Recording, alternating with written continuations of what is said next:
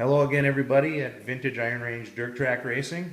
I am here today with Chisholm's Rudy Aho. Rudy, nice to see you. Yeah, well, thanks for having me. Well, thank you for stopping in. Rudy, what got you into dirt track racing? Well, what got me into dirt track racing is my father. Ever since I was just a little tot, probably 5, 6 years old, I probably never missed a race in Grand Rapids and Hibbing. So your dad got you into My it, dad got me into and then that got the bug going. it. I got the bug going and get my own car. Okay. What year did you start racing? 1966, I believe, is the year I started. I was a senior in high school. Okay. What class was that in? Do you remember? That was a V8 hobby, I believe they called it. I had a 49 Mercury. 49 Mercury, huh? Somewhat like the car that George Chandler had, that big Buick. Okay. Now, did you build that car yourself?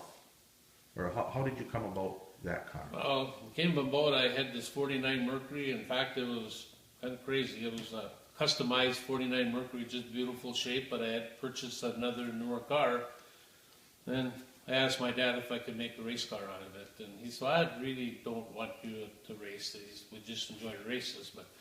So I thought about it a little while, and I went down to my neighbor's about 5 miles up the road, and I asked him if he'd put a roll cage in for me. And I said, well, is it okay with your dad? I said, I'd really rather keep it a secret, because it'd be a surprise for my dad, and I think he'd think it'd be great. So it took 2 or 3 weeks. He got the roll cage in, and I brought the car home, and I told my dad, and I says, well, can I race this race car right now? And I said, what did I tell you? I said, I thought you told me you didn't want me to race. I didn't think you said I can't race. So it took a couple of days, and he said, as long as you got that car, you might as well race. So you learned how to push the rules right off the bat then. Yeah, I guess you could say that. What class was that in? I believe it was called V8 Hobby. Okay. What all classes have you raced throughout your racing career? Well, I raced in the V8 Hobby class, and then it got into a regular V8 class without flathead V8s. Now, there might have been a couple different names for them then. I don't remember for sure. But then I got into 6 cylinders and raced them for most of my career. And then I got super stocks and just a couple years of modified. And then I went back to super stock. And I raced just a couple different shows for a guy in Chisholm, Jim Bolus, late model. And I drove one night for Richie Roxton from International Falls. Okay. What was your favorite class to race? My favorite class to race was a 6-cylinder, and really I think that was the best because I think it was the most competitive. And then we had tire rules. Like these days, if you don't put new tires on every night, you're probably not as competitive as other guys. Some guys get by without it. But back then, you could buy a set of tires, and if you didn't cut them or after running them a long time, you could basically run some of the tires on the car the entire season. And it was a very competitive class with a lot of guys in there in range here. So, boy, there were a lot of good racers in that 6-cylinder class. And there was really a lot of good racers that came out of that class that moved up to other classes afterwards. So. Why did that class disappear?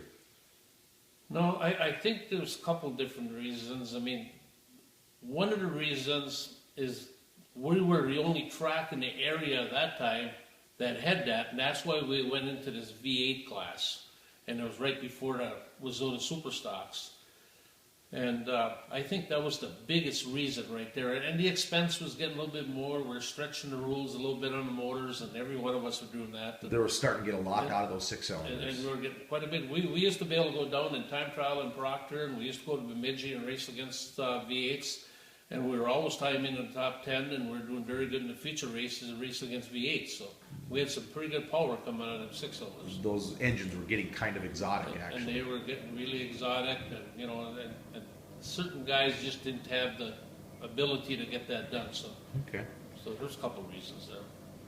How many years did you race? Do you know roughly? Well, it started in '66, and there was a couple, 3 years in there that I raced only part-time, but then I retired racing in 1991, because prior to do that, my son Ryan and myself, he had a hobby stock, and I had a super stock. And I said it's enough, and so I give him my super stock in 1992. So you handed your last super off to your son yeah, Ryan. yes, I did. Did Ryan do any good racing? He did very good. I was being sarcastic. He did great. I think we all are pretty familiar with Ryan's racing career. And he picked it up pretty fast in the super stock there in the beginning of it. So. Mm-hmm. So your last year was 91 then? Yep. Okay. Now, did you win any races that you remember in your career? Or? I never won a lot of races. I won a few. I won, I guess the biggest one I won a modified feature in Heavy One Night. And I did win several heat races. And I won a couple other features, not a real lot, but it was pretty competitive. And I mean, back in the days, most of the time I was in the top 5. I was pretty competitive. I believe you won a point championship one year. I won a point championship back one year in Grand Rapids, and there might have been one other year that myself and I think it was Kelly were tied in points in Superior. Kelly Esty. Yeah, okay. Kelly Esty. What class did you win the point championship in Grand Rapids? In Grand Rapids, it was 6-cylinder. That was 6 cylinders. Okay. Back then, when you raced, from the early to mid part of your career, what were the track surfaces like back then? I think the track surfaces back, if I can remember, they were a little bit more wet. I mean, I don't think they were quite as dry till some of the middle years. And we raced some of the invitationals in the afternoon. Yeah, then it was exceptionally slippery. But I can remember there was a lot more races, a little bit more tacky. A little more stickier. Do you think the tracks are maybe drier now because the cars are just able to put that horsepower to the ground better? Well, one reason, I mean, the drivers like it a lot better, and the suspensions that you got right now, you can handle the dry a lot better. It's more adaptable to a dry track. Okay. All right, well, this concludes part 1 of our interview with Chisholm's Rudy Aho. Please stay tuned for part 2.